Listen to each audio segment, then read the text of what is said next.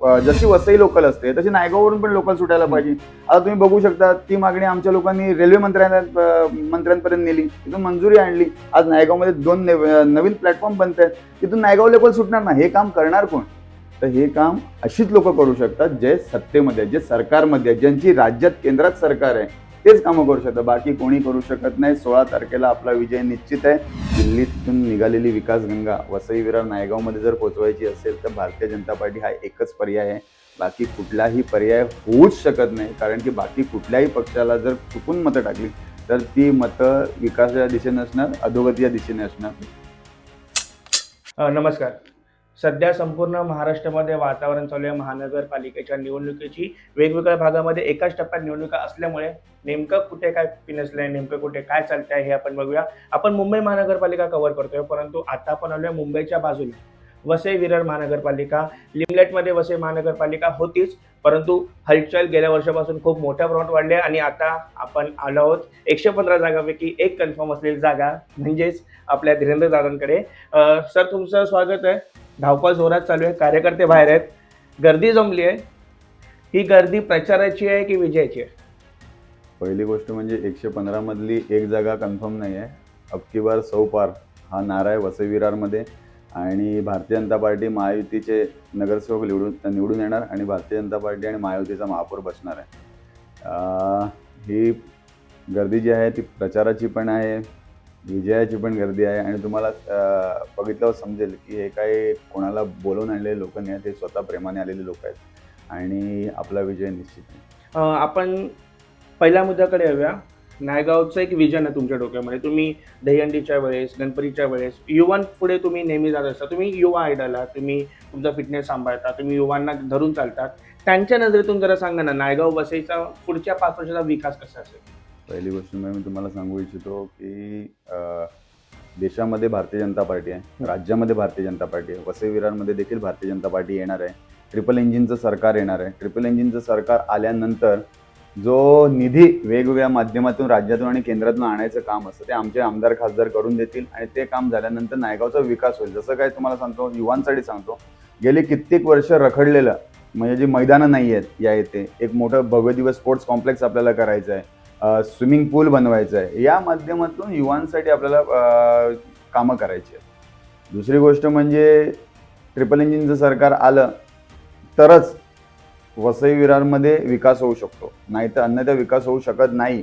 मी तुम्हाला स्पष्ट सांगतो, केंद्रातून राज्यातून निधी आला तर हॉस्पिटल्स बनणार, केंद्रातून राज्यातून निधी आला तर जे काही रखडलेली कामं आहेत ते ब्रिज बनणार, राज्यातून निधी आला तर आपण कॉन्क्रीट रस्ते बनवू शकतो, कॉन्क्रीट गटारं बनवू शकतो.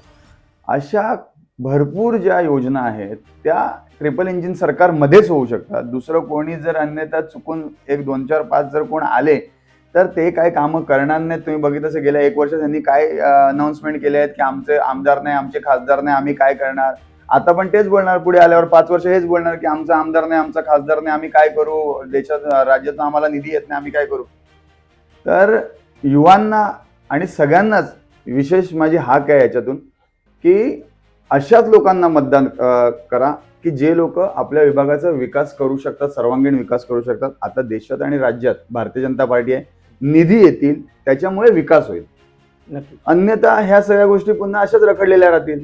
आता तुम्हाला मी सांगतो, गेली कित्येक महिन्यांपासून एकच यांचं रडगण आहे की आमचा आमदार नाही, आमचं काय नाही. तुमचा आमदार नाही आणि काही नाही तर मग तुम्हाला लोक निवडून देऊन करणार काय? आणि भावनिक साथ देऊन असं होत नाही की मी लोकल आहे, मला मतदान करा, असं नसतं. लोक विकासाच्या बाजूने आहेत. लोकांना सगळं माहिती आहे की कोण विकास करू शकतो, कोणाची किती क्षमता आहे, कोणी काय केलंय. तर तुम्हाला सगळ्यांना याच्या माध्यमातून सांगतो की युवांवर आमचा विशेष फोकस आहे. प्रत्येक एका जातीच्या लोकांवर, तळागाळातल्या माणसांना जी काही सुविधा पाहिजे त्या सुविधांवर आपला फोकस. नक्कीच पुढचा प्रश्न सुद्धा युवांना पकडून आहे. जे फर्स्ट टाइम वोटर आहेत, जे सोशल मीडिया बघून वोट करतात, जे रील बघून वोट करतात, त्यांना प्रॅक्टिकल माहिती नाही. त्यांना जरा सांगाल का, केंद्रात खासदार असतो, राज्यात आमदार असतो आणि आपल्या विभागात नगरसेवक असतो, हे तिघं एकत्र एकाच पक्षाचे असतील तर निधी मिळण्यासाठी किती फायदा होतो? युवांना ही चांगलीच गोष्ट माहिती आहे. कोण कुठे उभं राहील, बोलेल, हात मिळवेल, हे तर राजकारणात सगळं चालतं. पण युवांनी मनात निश्चित निर्धार केलेला आहे की भारतीय जनता पार्टीबरोबर राहायचं आहे. मी सगळ्यांच्या संपर्कात आहे, मला सगळी माहिती आहे काय होणार आहे ते. पण बाकी युवक आणि बाकी सगळी जनता ही नेहमी टीव्हीवर बघत असते की मोदीजींचं कार्य बघत असतात, आपल्या देवाभाऊंचं कार्य बघत असतात, आपल्या आमदारांचं आपल्या खासदारांचं कार्य बघत असतात. त्यांना सगळं माहिती आहे की निधी कसे आणले जातील, कसा विकास होईल, विकास आराखडा कसा कोण बनवू शकतं. जसं आता देवाभाऊ त्या दिवशी आलेले, त्यांचं तुम्ही आता एवढ्या शॉर्टमध्ये मी तुम्हाला सांगू शकत नाही, पण त्यांनी आणलेले निधी, वसई विरारसाठी देण्यात येणारे निधी या सगळ्यांवर चर्चा केली. त्यांनी सांगितलं की विरार किंवा वाढवण बंद या ठिकाणी एअरपोर्ट बनवण्यात येणार. हे सगळं कोण करणार? हे ज्यांची सरकार राज्यात आणि देशात आहे तेच करणार आहे. ज्यांचं काहीच नाही ते कसं काय करणार आहे? भावनिक साथ देऊन थोडी होतं. राजकारणात आपण कशाला आलेलो आहे? समाजकारण करायला आलेलो, आपल्याला लोकांचा विकास करायसाठी आलेलो आहे. आपण भाषा आणि जातीत वाटायला नाही आलेलो आहे. तर लोकांना माहिती आहे विकास पाहिजे, लोकांना माहिती आहे की चांगली कामं झालेली पाहिजे. तर युवा आणि सगळेच लोक टीव्हीवर बघतायत ना काय चाललंय. भाजपची सरकार आहे ना सगळीकडे, तर त्याच्याप्रमाणे काम चालतं. भाजपा खूप मोठ्या संख्येने लढते आहे, सोबत शिवसेना, महायुतीचा ताळमेळ वगैरे कसं आहे? नाही, महायुतीचा ताळमेळ एकदम व्यवस्थित आहे. काही एक दोन ठिकाणी काय जे ह्या लोकांचं काही सोशल मीडियावर चाललंय तर त्याच्याकडे काय सगळ्या कार्यकर्त्यांनी आणि सगळ्या महायुतीच्या पदाधिकाऱ्यांनी दुर्लक्ष केलेलं आहे. बाकी लोक आपल्या जोमाने व्यवस्थित आपलं एकदम काम करत आहे आणि महायुतीचा ताळमेळ अतिशय चांगला आहे. महायुतीच जिंकणार हे मी तुम्हाला आज सांगतो. सर, शेवटचा प्रश्न, 15 तारखेला मतदान होत आहे, 16 तारखेला संध्याकाळी या भागातलं चित्र कसं असेल? मी तुम्हाला सांगतो आतापासूनच सगळ्या कार्यकर्त्यांचा जोश आणि सगळ्या मतदारांचा जोश, सगळ्या पदाधिकाऱ्यांचा जोश बघून मी तुम्हाला सांगतो, नक्कीच सांगतो की 16 तारखेला गुलाल आपणच उडवणार. आणि सगळ्यांना माहिती आहे की यावेळेसच ही वेळ आहे की विकास करण्याची. दिल्लीतून निघालेली विकासगंगा वसई विरार नायगावमध्ये जर पोचवायची असेल तर भारतीय जनता पार्टी हा एकच पर्याय आहे.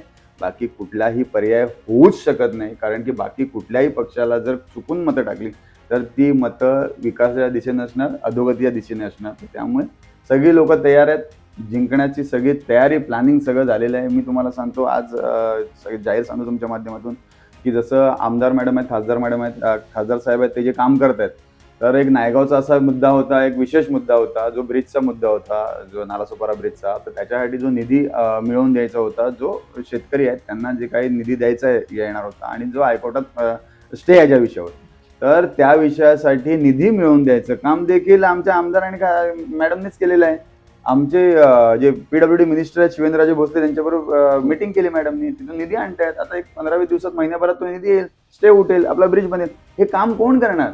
ज्यांची सरकार आहे ते करणार ना. ज्यांची सरकारच नाही, ज्यांचा आमदार नाही, ज्यांचा खासदार नाही, ज्यांचं कोण नाही, ते कसं करणार? दुसरा विषय, आम्ही स्नेहाताईंकडे एक मागणी केलेली, खासदार साहेबांकडे एक मागणी केलेली की जशी वसई लोकल असते तशी नायगाववरून पण लोकल सुटायला पाहिजे.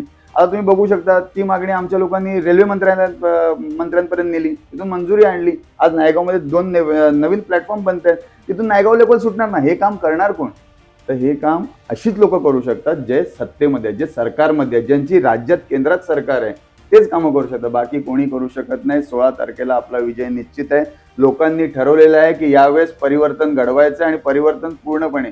आणि देवाभाऊंनी सांगितलेलं आहे की एक धक्का और दो इन सबको फेक दो. तर ही लाईन कामाला येणार आहे आणि याच्यावरच सगळी लोक काम करतायत. आणि 16 तारखेला आपण सगळे पुन्हा एकदा या इथे मिळू आणि हा विजयाचा गुलाल उडवू. नक्कीच. तर चप्पा भाजपा याच पद्धतीने केंद्रात भाजपा, राज्यामध्ये भाजपा आणि आता विभागामध्ये सुद्धा जर भारतीय जनता पक्ष आलं तर एक सलग चेंज बनेल, सलग कामं होतील, सलग निधी मिळेल. आणि नायगावकरांचा मुख्यत्वे वसई विरारचा जो ट्रॅफिकचा प्रॉब्लेम आहे, वाहतुकीचा प्रॉब्लेम आहे, लोकसंख्येचा प्रॉब्लेम आहे, या प्रत्येक प्रश्नावर सेंट्रलाइज करतात छोट्या छोट्या विभागातून गावांना कामं नक्की होतील. तर 16 तारखेला आपण पुन्हा भेटतोय सायंकाळी हा जल्लोष बघण्यासाठी. तोपर्यंत मी इथेच थांबतोय. धन्यवाद.